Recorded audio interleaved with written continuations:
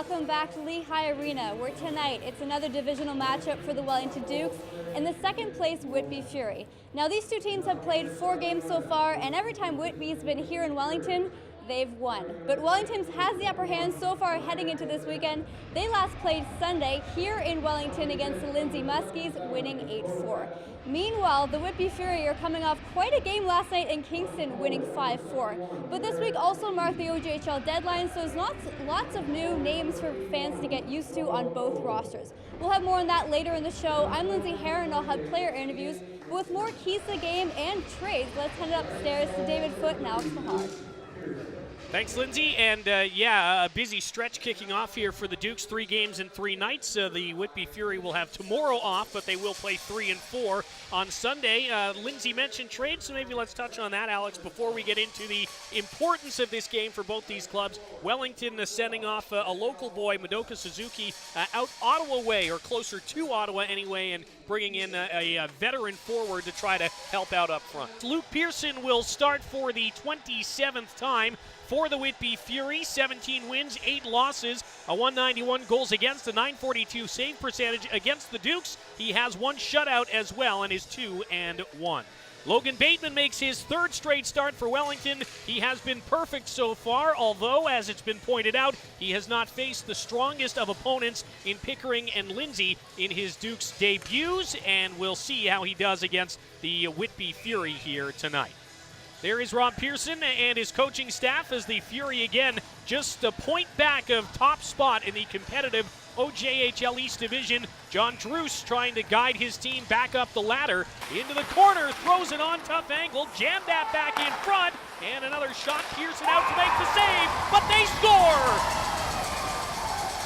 It's a bit of a scrambly effort for the Dukes. And Andrew Rinaldi celebrates with a snow angel as the Dukes take the lead 6 minutes in. Great individual effort by Andrew Rinaldi to track down that loose puck after gloving it down in the neutral zone. They're able to work it back to the point with a good, strong work ethic in the corner there. And then you see Tim Fallowfield gets it towards the net. Ben Woodhouse helps it along, and it's Andrew Rinaldi on the doorstep to make it 1-0 Dukes. Bull forces it in. Good pass to the point, then a hard shot well wide of the net. Bull still tangled up with Woodhouse. And now a break the other way for the Dukes. A backhand score!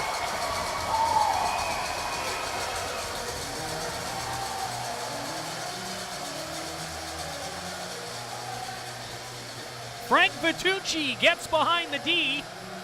And a backhand off the post.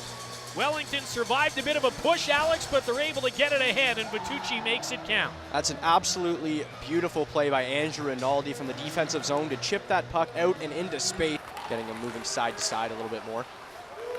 In they come again. Look at the speed from the newcomer. Jacob Thousand came flying in the right wing side and almost banked it off Pearson and in. Great heads-up play. Now a good turnover created, and Thousand walks in front and scores. Welcome to Wellington, Jacob Thousand. A power play goal, and it's 3-0. And he's absolutely fired up right now. Jacob Thousand making his impact felt here in his first game, and we knew he was an offensive player, but he just hounds the puck there. A sweet move inside to pull that puck around Pearson as he goes to the backhand and chips it by him and a defender. And that's just a great individual effort by Jacob Thousand, and the celebration to go with it as he pumps his fist to the sky. 3-0 Dukes. Some help from Guy Daniele as well, as a shot goes well wide of the net and off the glass, and it turns Wellington back around with speed. Right wing side, Rinaldi fires and scores! Andrew Rinaldi scores again. Had Elijah Gonzalez on the 2-on-1, looked him off and beat Pearson with a shot that perhaps the Whitby goaltender would like to have back. Yeah, definitely one that Pearson would like to have back. It looks like they're going to make the goalie change. Oliver Troop, who played last night in Kingston, is going to come in and relieve Pearson, who had an off night here for the Fury. But we'll look at that goal again as Andrew Rinaldi coming down. His off wing is up top, Mastrangeli, and a cross. One-timer coming, a save, but they'll score on the rebound. Gallagher in front will ruin the shutout, and a power play marker puts some life into the Whitby Fury in the 3rd period. And a good effort there by Bateman, able to get a pad on it, but you kind of felt that one coming, David, as the Whitby Fury pushing relentlessly on this power play. A couple nice keep-ins at the line, and you see Master and Jelly able to get it back for that hard shot there. And Gallagher on the doorstep able to tap in the loose puck to get the Whitby Fury on the board, and maybe a little bit of late life here. 37 saves from Logan Bateman. He wins his 3rd straight game. The Dukes win their 4th consecutive as they knock off the Whitby Fury 4-1 and gain back a couple of crucial points on the race towards the top of the East Division. Welcome back, LeHigh Arena, where it was a very lively ending to the 3rd period. Carson Gallagher ruined the shutout for Logan Bateman, but at the end of the day, the Wellington Dukes are back on top 4-1 heading into the weekend. Logan, thoughts about that wild 3rd period and what you saw from your team, especially Jacob Thousand? Yeah, I know it was a good game. We played well. We played a full 60 tonight, and anytime we do that, I think we can beat anyone in this league.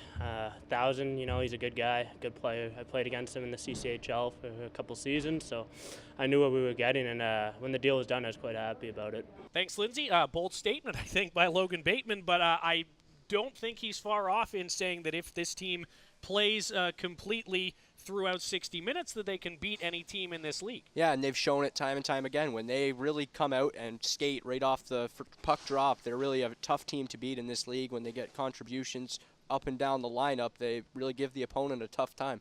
And they did so today with the Whitby Fury. We knew that it was going to be a tougher test for the Dukes, but in reality, they handled it pretty easily. Gave up a fair amount of shots the other way.